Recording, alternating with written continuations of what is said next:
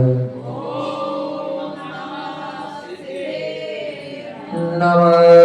श्री वर्धमानाय निर्धूतकलिलात्मने सालोकानां त्रिलोकानां यद्विद्यादर्पणायते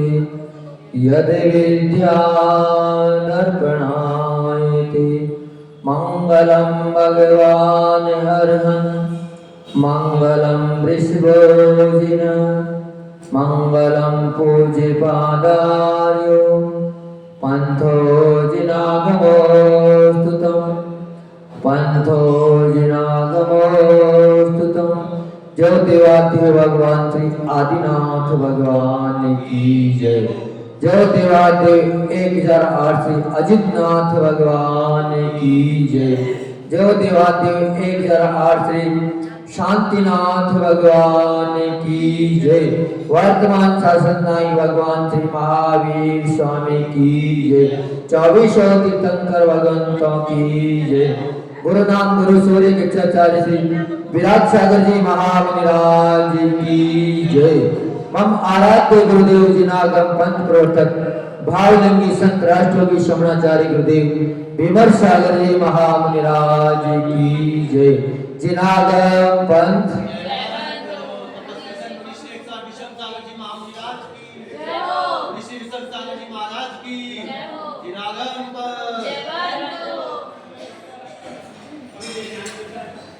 जीवन में आधार गुरु, जीवन में वरदान गुरु, सदगुरु की जो राह चले बन जाएगा भगवान जरूर।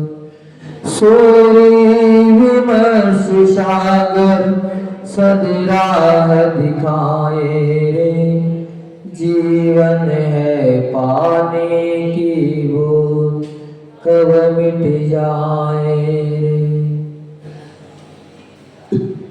जय गुरु जनागम पंथो, अनादि अनिधन जनागम पंथ जय वंतो। हे भव्य आत्माओं, भव मनुष्यों, अपन सभी प्रभु भगवान वर्तमान स्वामी के शासन में जन्मे और उन्हीं की परम पवित्र पीयूष वाणी का श्रवण अपन सभी करने के लिए लालायित हैं। क्योंकि संसार में एक उद्धार करने वाली अगर कोई वाणी है तो तीर्थेश की वाणी है। तीर्थेश की वाणी ही अपने को इस संसार से उभार सकती है। बाकी जितने भी क्रियाकलाप हैं वो अपने को संसार में ही रुलाने वाले हैं। चाहे वो घर गृहस्थी के क्रियाकलाप हो, चाहे व्यापार के हो, चाहे व्यवहार के हो, हर क्रियाकलापों में एक ही बात है, राग द्वेष की। पर जो भव्य जीव होता है वो हर दम यही सोचता है कि मेरा कल्याण कैसे हो, क्योंकि उसी को इस संसार के दुखों का आभास होता है। हर किसी को दुखों का आभास नहीं हो पाता है। संसार में जितने भी प्राणी हैं अधिकतर दुखों को ही सुख मानकर जी रहे हैं, दुखों को ही सुख की आकांक्षा से ग्रहण कर रहे हैं।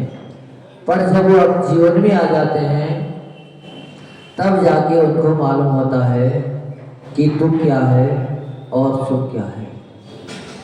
क्योंकि हर व्यक्ति जब भी आगे बढ़ता है, संपर्क साधता है, तो कभी भी दुख के लिए नहीं साधता है। हर व्यक्ति संयोग इसीलिए बनाता है संसार में कि हमें सुख की प्राप्ति होगी। लेकिन एक समय तक तो सुखाभास हो सकता है, लेकिन उनका साथ हमेशा दुख का ही निकलता है। क्यों? क्योंकि जब सर्वप्रथम काम को शुरू किया जाता है तो उसमें बड़ा इंटरेस्ट रहता है। चाहे काम अच्छा हो चाहे काम बुरा हो। पर जो अच्छे काम में रुचि ले लेते हैं उनके जीवन का कल्याण हो जाता है। और जो अनर्गल चेष्टाएं कर बैठते हैं, दूसरे के अधिकार को छीन लेते हैं, माता पिता के अधिकार को खुद ही अपनाने लग जाते हैं, फिर वो व्यक्ति अंत में जाकर दुखा आभास उसको होता है, उसको दुखों का ही सामना करना पड़ता है। ऐसी दिनचर्या आजकल प्रतिदिन देखने को मिलती है। पर जो व्यक्ति भगवान बनना चाहता है उसको निर्विकल्प दशा ही आत्म ध्यान में संभव है। आत्मा का ध्यान कब होगा? जब आप निर्विकल्प हो जाओगे। आप सोचो कि हम घर पे रह के निर्विकल्प हो जाएं या संसार से पार हो जाएं, तो ये कभी संभव नहीं है। जबकि हर व्यक्ति यही कहते हैं कि महाराज जी क्या घर में धर्म नहीं होता है, पर भगवान महावीर की वाणी कहती है, भगवान महावीर कहते हैं केवल घर में धर्म आभास होता है, लेकिन वास्तविक धर्म कभी भी नहीं हो सकता। क्योंकि जब तक विकल्प रहेंगे तब तक धर्म हो नहीं सकता। धर्म कब होगा? जब आप निर्विकल्प अवस्थाओं में पहुंच जाओगे। हम अगर साधु भी बन गए, गुरु महाराज ने हमें पीछे का मंडली भी पकड़ा दिया, और अगर हम सतत ही विकल्पों में ही फंसे रहे तो तीन काल में भी हम परमात्मा नहीं बन सकते। जब भी अगर हमें परमात्मा बनना होगा तो इन विकल्पों को विराम देना होगा। क्योंकि भगवान महावीर स्वामी का भी कुछ ही समय पहले निर्वाण निकला है। उन्होंने भी जब अंत समय अपना देखा तो सारे विकल्प छोड़कर योगों का भी निरोध कर दिया। जब योगों का भी निरोध हो जाता है तब जाके परमात्मा दशा प्राप्त होती है। और फिर अपन चाहें कि घर में बैठे बैठे ही, गद्दों पर बैठे बैठे ही ध्यान कर लें, एसी में बैठे बैठे ही ध्यान कर लें, तो कभी ध्यान को प्राप्त हो नहीं सकती। क्यों? क्योंकि जब तक एसी में बैठे हो तब तो आपको बड़ा आनंद आ रहा है, ठंडी ठंडी हवा मिल रही है, पर जैसे ही दूसरे क्षण अगर लाइट चली गई तो कमरे में ना तो खिड़की है ना रोशनदान है। फिर उस व्यक्ति की दशा ऐसी हो जाती है कि वह न मरने का रहता है न जीने का रहता है, मात्र अंदर ही अंदर तड़पता रहता है। ऐसी स्थिति ग्रस्त जीवों की है। वह धर्म में ही, घर में ही सुख मानकर धर्म के लिए आगे तो बढ़ जाते हैं, पर जब थोड़े से आगे बढ़ जाते हैं तो अब करें तो क्या करें, धर्म को अपनाएं या गृहस्थी को संभालें। क्योंकि गृहस्थी के जितने भी कार्य हैं सारे सावध के कार्य हैं, और जिसको थोड़ा सा भी बोझ हो जाता है फिर उसको बड़ी छटपटाहट लगती है कि अब करें तो क्या करें। क्यों? अगर धर्म को छोड़ते हैं तो हमारा जीवन नरक हो जाएगा, और अगर धर्म को अपनाते हैं तो सारी गृहस्थी हमें छोड़नी पड़ेगी, सारे परिवार हमें छोड़नी पड़ेंगे। बड़ा दुविधा में फंस जाता है। क्यों? कि भगवान महावीर ने यही कहा है कि धर्म कभी भी विकल्पों के साथ नहीं हो सकता। एक दिन जब पूज्य गुरुदेव,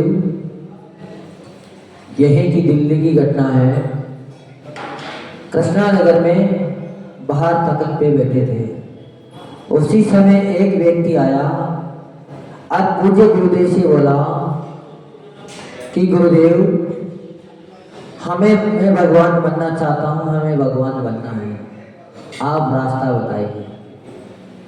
तो पूज्य गुरुदेव ने कहा कि बेटा, अगर दो रास्ता तुम्हारे हैं तो आप मंजिल तक नहीं पहुंचोगे। एक रास्ता का आपको अनुसरण करना होगा। तो पूज्य गुरुदेव ने कहा, पहले तुम ये बताओ कि क्या तुम वास्तविकता में भगवान बनना चाहते हो? क्या तुम्हें अपनी भगवान बनने की योग्यता पर विश्वास है? क्योंकि जिसको अपनी योग्यता पे विश्वास होता है वही व्यक्ति भगवान बन सकता है, वही व्यक्ति कार्य में सफल होता है। पर जिसको मात्र भगवान पर विश्वास है वो कभी भी भगवान नहीं बन सकता। क्यों? क्योंकि दूसरा कभी भी भगवान बना नहीं सकता। जब भी भगवान बनना होगा तो अपनी योग्यता से भगवान बनेगा, अपनी ही उपादान शक्ति भगवान बनने में कारण बनेगी। हो सकता है एक बार गुरु निमित्त बन जाए, प्रभु निमित्त बन जाए, लेकिन भगवान तो स्वयं के उपादान से ही बनेगा। अगर मिट्टी चाहे कि हम घड़ा बन जाएं और मिट्टी में अगर वो योग्यता ना हो तो चाहे वो कुम्हार के पास भी क्यों ना पहुंच जाए, फिर भी कुम्हार उसे घड़ा नहीं बना सकता। ऐसे ही अपने सभी संसारी जीवों का रास्ता है। अगर अपने अंदर योग्यता ना हो, अपनी भव्यता ना हो, अगर अपन भव्य जीव ना हो तो मौनी दीक्षा लेने के बाद भी, नवग्रह के पे पहुंचने के बाद भी वह जीव वापस एक केंद्र में आकर अटक जाता है, निगोज प्रयाग में वापस चला जाता है।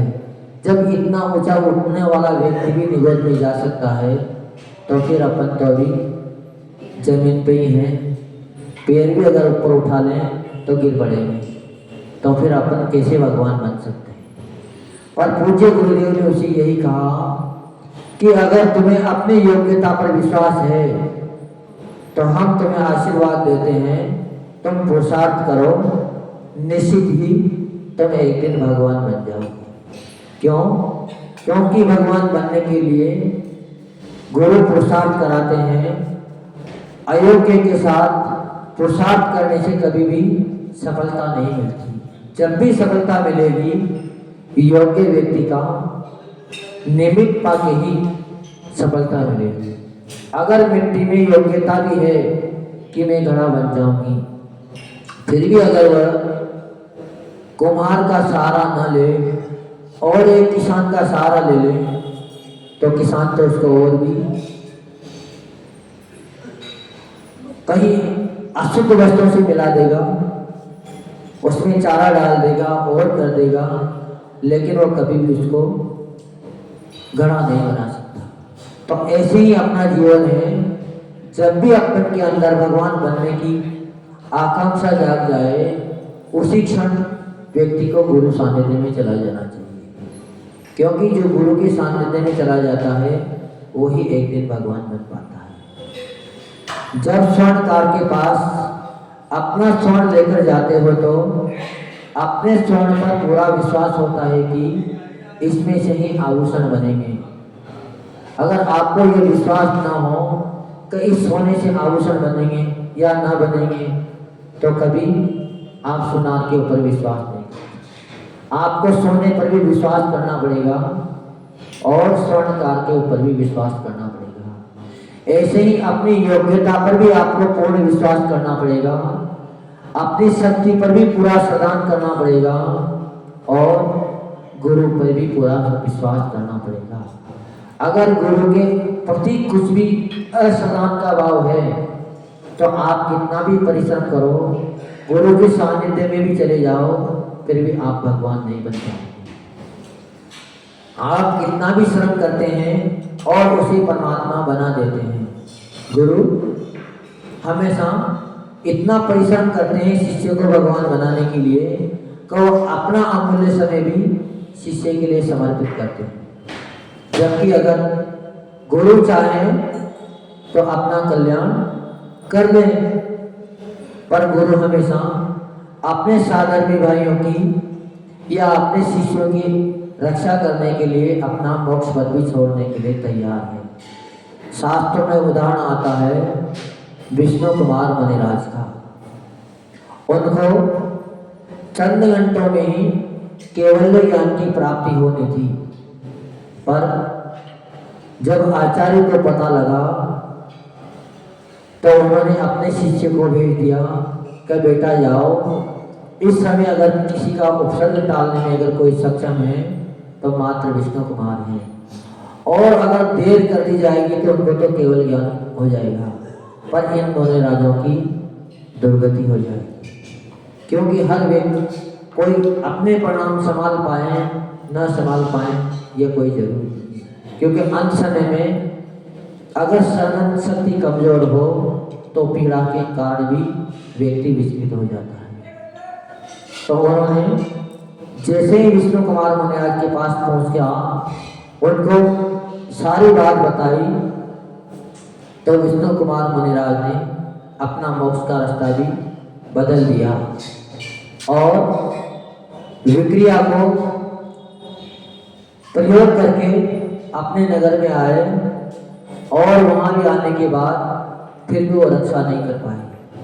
उसके लिए जिनेंद्र मुद्रा का भी उनको त्याग करना पड़ा। इतना बड़ा बलिदान देना हर किसी के बस की बात नहीं है। जो वाकई में सच्चा जिनेंद्र भक्त होगा वही इतना बड़ा बलिदान दे सकता है। एक पतिव्रता स्त्री ही दूसरी पतिव्रता स्त्री की कदर कर सकती है। अगर स्वयं बाज होगी या स्वयं बदचलन होगी तो कभी भी पतिव्रता स्त्री का सम्मान नहीं कर सकती। सम्मान वही कर पाता है जिसके अंदर स्वयं के अंदर गुण होता है। बिना गुणों के दूसरों को सम्मान हर कोई दे नहीं सकता। तो पूज्य गुरुदेव बोले कि परमात्मा बनना है तो पहली बात का ध्यान रखना होगा, अपनी शक्ति का श्रद्धान करना होगा। पापा तो आप बन गए, कुछ लोग पापा बनने की फिराक में रहते हैं कि हम कब पापा बन जाएं, पर पापा बनना तो एक साधारण सा काम है। एक पागल व्यक्ति भी पापा बन जाता है संसार में, चाहे वो निरा मूर्ख भी क्यों ना हो, उसको खाने कमाने की सुधि ना हो, फिर भी इस संसार में उनको भी पापा बनते हुए देखा है। पर आज तक परमात्मा बनने की भावना अंतर में पैदा नहीं हुई। शरीर पापा तो बन सकता है लेकिन परमात्मा नहीं बन सकता। परमात्मा जब भी बनेगा हमारा आत्मा ही परमात्मा बनेगा। शरीर केवल पापा बन सकता है लेकिन परमात्मा नहीं बन सकता। आगे पूज्य गुरुदेव ने बताया उसको, लेकिन अगर परमात्मा बनना है तो तुम्हें निश्चित ही परमात्मा का रास्ता अपनाना पड़ेगा। और जिस दिन तुम परमात्मा बनने के रास्ते पर चल पड़ोगे तो निश्चित ही आपको परमात्मा दशा की प्राप्ति हो जाएगी। पर होना चाहिए आपको अपने आप पर भरोसा। अगर तुम हमारे भरोसे यहाँ आ जाओ संग में तो कभी भी परमात्मा नहीं बन पाओगे। जिस दिन तुम्हें अपनी शक्ति पर भरोसा हो जाएगा, अपने अंदर दृढ़ता आ जाएगी, फिर एक भी नियम आपके लिए ऐसा नहीं होगा कि ये नियम हम नहीं पाल सकते। चाहे कितनी भी चट्टान सामने खड़ी हो, आपके मात्र उस नियम के प्रभाव से ही वह चट्टान पिघल जाएगी।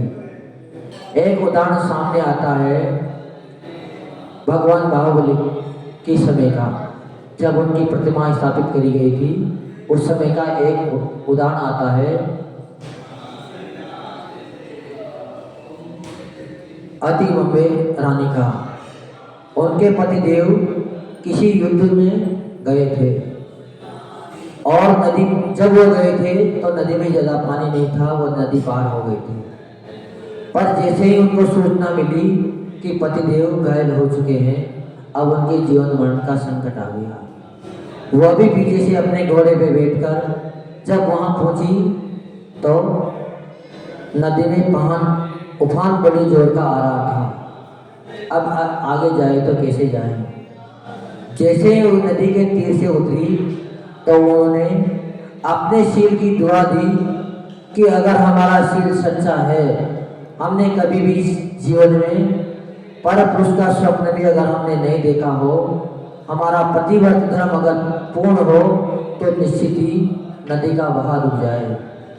जैसे ही उसके मुंह से शब्द निकले, नदी का बहाव भी एकदम ही रुक गया और वह नदी पार होकर अपने पति को अपने घोड़े पर बिठाकर वापस अपने राज्य में ले आई और उसका उसके ऊपर इतना प्रभाव पड़ा कि उसी समय उन्होंने ये विचार कर लिया था कि हमें प्रभु की प्रतिमा स्थापित करनी है और ऐसी प्रतिमा स्थापित करनी है जो विश्व में आज तक हो ही नहीं सकती। उसके लिए उसने इतना दिल खोल कर दान दिया, बनाने वाले को यहाँ तक भी कह दिया कि तुम तो केवल मात्र हमने जैसी प्रतिमा का स्वप्न देखा है वैसी तुम प्रतिमा हमें बना के दो।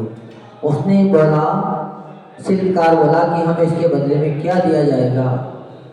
तो उसने के लिए बोला कि जिस पाषाण से तुम प्रतिमा बनाओगे वो पाषाण जितना प्रतिमा के अलावा नीचे तुम हमारे हाथ से गिर जाएगा उसके बराबर सोना तोल के आपको दे दिया जाएगा और कोई पारितोषिक तुम्हारा नहीं। जब वो बनाने लगा तो उसके दिल में भी कुछ लोभ आ गया, तो वह अधिक से अधिक पाषाण खंड नीचे गिराने लग गया। जब उसकी माँ को ये जानकारी मिली तो वह तुरंत ही बेटे के पास पहुंच गई कि बेटा, एक व्यक्ति तो वह है जो मात्र प्रभु के दर्शन करने के लिए अपने राज्य में जितना धन है वो तुम्हारे लिए देने के लिए तैयार है, और एक तुम्हारी ऐसी मनोदशा हुई है कि तुम धन पाने के लिए प्रतिमा को भी निखार रूप नहीं दे पा रहे हो।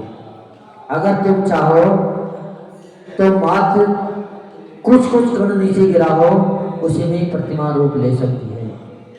जब माँ की बात सुनी तो उसका भी लोभ तिरोहित हो गया कि बात तो सत्य है। एक बेटे ने तो अपनी माँ की बात रखने के लिए अपने राज्य का पूरा धन दांव पर लगा दिया, और एक हम ऐसे हैं कि हमारी माँ का बात नहीं रख सकते क्या। तो फिर उसने भी अपनी माँ की बात रखकर प्रतिमा को चंद दिनों में ही खड़ा कर दिया, और वह आज भगवान बाहुबली के नाम से विख्यात सारी दुनिया में है। तो जब दृढ़ संकल्प आ जाता है तो कोई भी चट्टान सामने खड़ी नहीं रहती। इसलिए जब भी नेम व्रत लें, उसका पालन करें, तो पहले ही इतना दृढ़ संकल्प हो जाना चाहिए कि चाहे तूफान भी क्यों ना आ जाए, चाहे अपना जीवन भी दांव पर क्यों लगाना पड़े, प्राण भी अगर न्यौछावर करने का समय आ जाएगा तो हम अपने प्राणों का बलिदान कर देंगे, पर कभी भी अपने नेम को नहीं तोड़ेंगे। तो निश्चित ही उस व्यक्ति को कभी भी बलिदान करने की नौबत नहीं आएगी। उनके पर प्राण भी बचेंगे और साथ ही साथ उसके वचनों का, उसके नियमों का भी पालन होगा, उसके नियम भी सुरक्षित रहेंगे। लेकिन होना चाहिए इतनी दृढ़ता। इतनी दृढ़ता जब व्यक्ति के अंदर आ जाती है तब व्यक्ति परमात्मा बन पाता है। सकल परमात्मा और दूसरे निकल परमात्मा, इनमें से सकल परमात्मा तो शरीर सहित हैं, और निकल परमात्मा जब बन जाते हैं तो शरीर भी तिरोहित हो जाता है, मात्र आत्मा ही बचती है।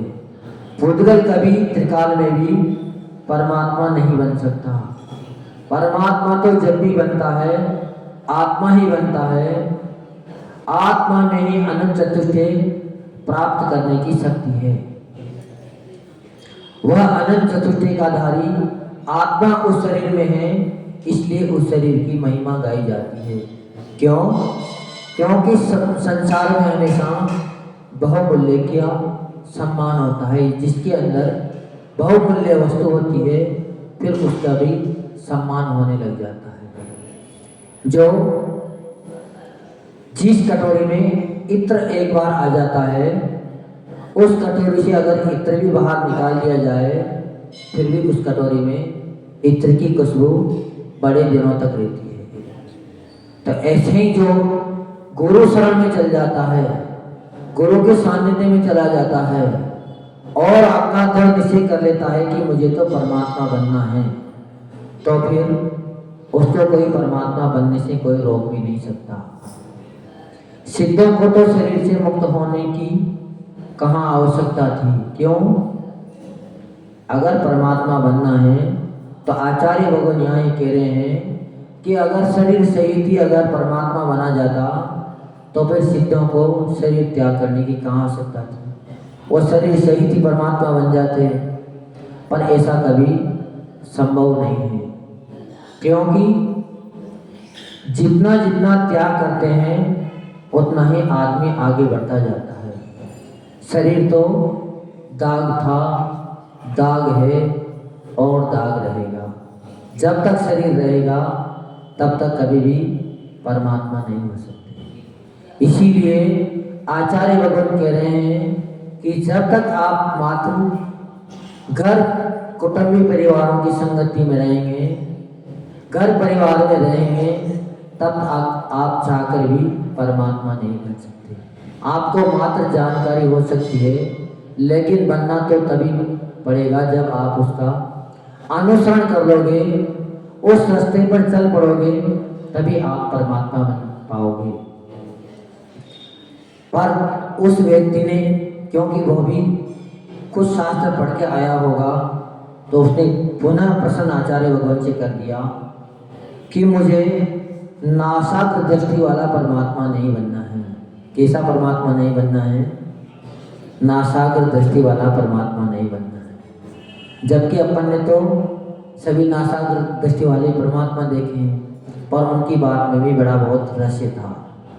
उसने क्या कहा कि मुझे ऐसा परमात्मा नहीं बनना है, मुझे तो आत्मा को परमात्मा बनाना है। क्योंकि नासाग्र दृष्टि तो बहुत कर लेते हैं, ध्यान का ढंग तो बगला भी कर लेता है, पर जैसे ही उनकी वस्तु उसको प्राप्त होती है तो तुरंत ही ये ध्यान छोड़ देता है। ऐसे ही स्थिति आज की सारी संसारिक जीवों की है। आज लोग, कई लोग तो शर्म संकोच से मंदिर आते हैं कि हमारी प्रतिष्ठा समाज में फैली हुई है, अगर हम ही मंदिर नहीं जाएंगे तो लोग क्या कहेंगे, हम तो समाज के मुखिया हैं। तो कभी कभार इस लोग लाज से भी मंदिर आ जाते हैं। कभी कभार ये भी प्रलोभन हो जाता है कि अगर व्यक्ति हमें धर्म करते हुए देखेंगे तो हर कोई हमारी सहायता करने के लिए तैयार हो जाएगा। क्यों? क्योंकि धर्मात्मा जीव की हर कोई सहायता करने के लिए तैयार रहता है। उसको कभी भी दुख में देखने के लिए सक्षम नहीं होता है। जो व्यक्ति धर्मात्मा होता है वो निश्चित ही दूसरे को भी सुखी देखना चाहता है। आत्मा जब परमात्मा बनती है तो दृष्टि अपने आप ही नासाग्र हो जाती है। क्यों? क्योंकि जितना उसने को देखना था वो उसको देख चुका।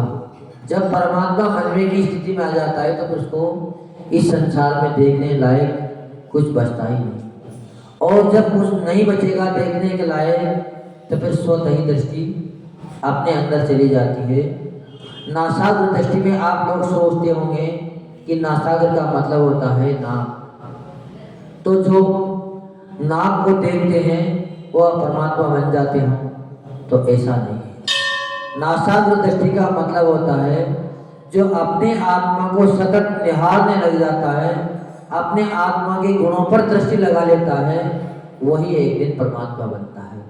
मात्र नाक को देखने मात्र से परमात्मा नहीं बन सकते। अर्थात शरीर चैतन्य है और उसमें रहने वाला जीव चैत्य है।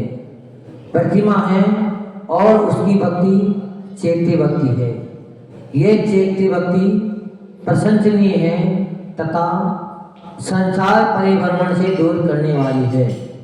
इसीलिए सामायिक का जब काल आता है तो आचार्य भगवान कहते हैं कि सर्वप्रथम चैत्य भक्ति और पंच महाभो गुरु भक्ति पढ़ना चाहिए, क्योंकि जो चैत्य की वंदना करता है वही एक दिन चैतालय में जाकर विराजमान हो पाता है। जो चैत्य की वंदना नहीं करेगा वो कभी भी चैतालय में जाकर विराजमान नहीं हो सकता। इसलिए आचार्य भगवान कह रहे हैं कि अगर सच्चे गुरु होंगे तो उसकी आत्मा को रत्नात्रय के आभूषण पहना देंगे, क्योंकि गुरु के पास मात्र 3 ही रत्न है, छोटा रत्न उनके पास नहीं है। और इस संसार में गुरु ही एक ऐसे होते हैं जो अपना सर्वस्व अपने शिष्यों को देने के लिए तैयार रहते हैं। पर अगर संसार में देखा जाए तो माँ बाप भी अपना जीते जी पूरा माल कभी भी संतान को नहीं सौंपते। क्यों? कि हो सकता है कहीं दगा ना कर जाए, पर गुरु को इस बात का कभी भी भय नहीं रहता है। क्यों? क्योंकि अगर अपन सोचे कि वो अपना रत्नात्रय अपने को देते हो तो ऐसा कोई बात नहीं। वो अपना तो अपने पास ही सुरक्षित रखते हैं, पर वह ऐसी कला सिखा देते हैं कि वह का बेटा तुम्हारे आत्मा के अंदर भी रत्नात्रय गुण मौजूद हैं, मात्र तुम्हें हमारे बताए हुए मार्ग पर चलकर उनको प्रकट करने की जरूरत है। जिस दिन तुम ये पुरुषार्थ कर लोगे उस दिन तुम भी माला माल हो जाओगे। तुम्हारे अंदर भी निश्चित ही रत्नात्रय प्रकट हो जाएंगे, अनंत गुणों से तुम भरपूर हो जाओगे। लेकिन अभी तक आत्म सदान से दूर हो। आत्म सदान से भरे हुए जीव को गुरु की शरण ऐसी लगती है कि मुझे सब कुछ प्राप्त हो गया है, अब मुझे न खाने की चिंता है, न अब मुझे पहनने की चिंता है, न मुझे अब पीने की चिंता है। क्योंकि जो गुरु की शरण में चले जाता है, गुरु जो थोड़े बहुत वस्त्र बचे हैं उनको भी उतार लेते हैं। क्या कर लेते हैं? जो थोड़े बहुत बचे हैं उनको भी उतार लेते हैं, बल्कि पहनाते दुपट्टा भी नहीं है। उनका काम क्या है? मात्र उतारना है। और वो किनको उतारते हैं? जिनके प्रति अपने राग द्वेष है वो उन्हीं को उतारते हैं, और जिससे अपने आत्मा परमात्मा बन सकती है उससे अपना मिलन करवा देते हैं। मेरी आत्मा परमात्मा का बीजभूत है, मुझे इस बीज से परमात्मा बनना है। गुरुदेव आप में अब मैं क्या करूं? गुरु समझाते हैं, बेटा सबसे पहले तू अविरति अन्य विकल्पों को दूर कर, क्योंकि जब तक तेरे अंदर विकल्प रहेंगे, कामनाएं रहेगी, तब तक तू किसी भी हालत में परमात्मा नहीं बन सकता। तो सबसे पहले परमात्मा बनने वाले व्यक्ति को अपने सारे विकल्प समाप्त कर देना चाहिए। घर परिवार की सारी जिम्मेदारी खत्म कर देना चाहिए। जब निर्विकल्प आ जाए तब हमारी एक भी जिम्मेदारी नहीं है, फिर उसको इस मार्ग पर आगे बढ़ना चाहिए। पर अगर यहाँ आने के बाद भी विकल्प साथ में लेके आ गए तो भरपूर तपस्या करने के बाद भी आप परमात्मा नहीं बन सकते। क्योंकि जब भी आप ध्यान में बैठोगे आपको वो विकल्प 100 कोस दूर होने के बाद भी उसी मकान पे ले जाएगा, उसी घर का दर्शन करा देगा, उन्हीं विकल्पों में वापस भूल जाएगा। इसलिए पूज्य गुरुदेव ने कहा कि अगर आपको परमात्मा बनना है तो पहले अपने विकल्पों को दूर करो। विकल्प छूटने जाते हैं तभी आत्मा परमात्मा बनेगी। लेकिन अगर आप विकल्पों में फंसे रहे तो मैं आपको किसी भी हालत में परमात्मा नहीं बना पाऊंगा। उस बेटी के बाप से पूछो जिसे लड़का नहीं मिल रहा है, हाँ, उसकी हालत क्या हो रही होगी। क्योंकि घर में जवान बेटी है और आस पड़ोस के रिश्तेदार पड़ोसी सब उसको उल्लाहना दे रहे हैं कि भैया तुम कैसे व्यक्ति हो, जरा ध्यान तो दो।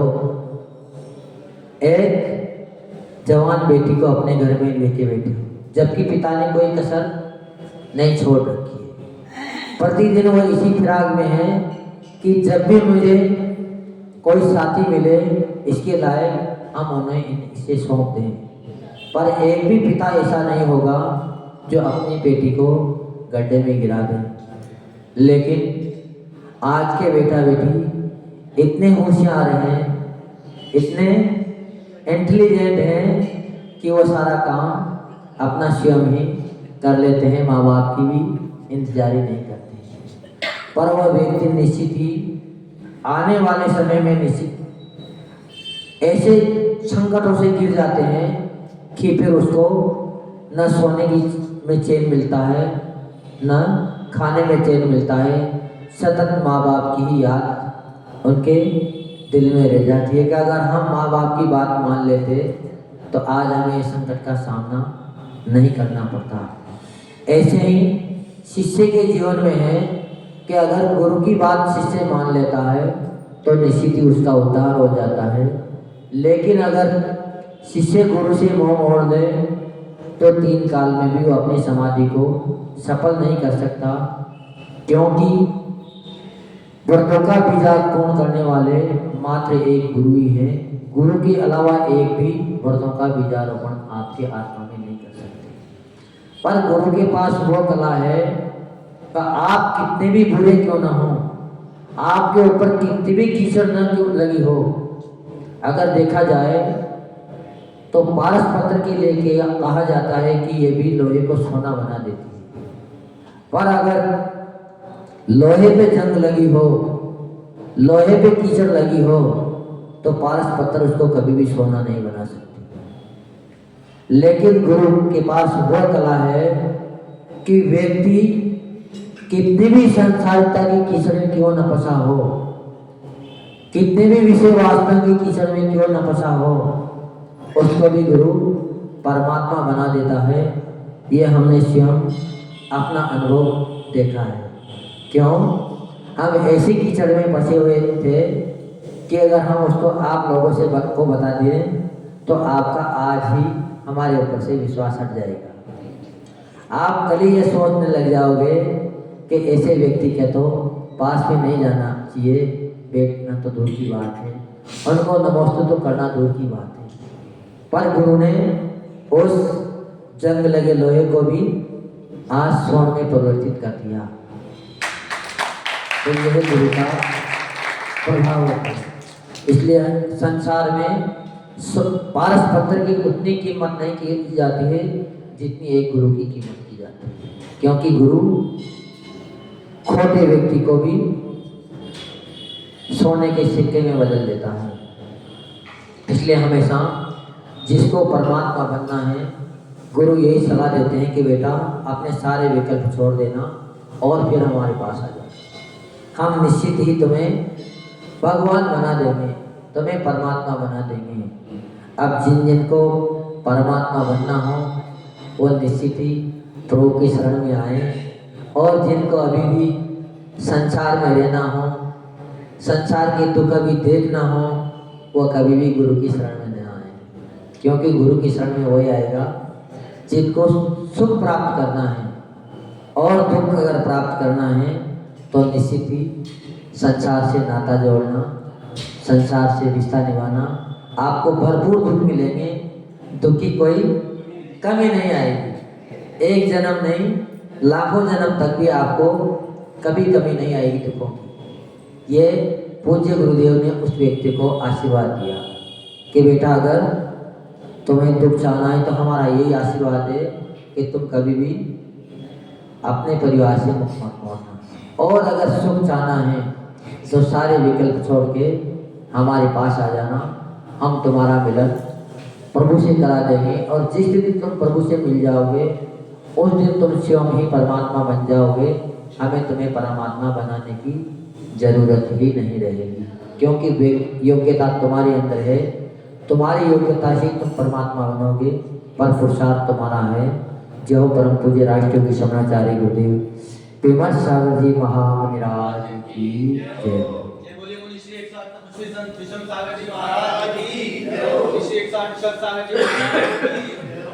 हम लोगों ने जाना कि हम संसार रूपी भ्रमण से गुरु के सहारे कैसे बाहर निकल सकते हैं। जीवानी स्तुति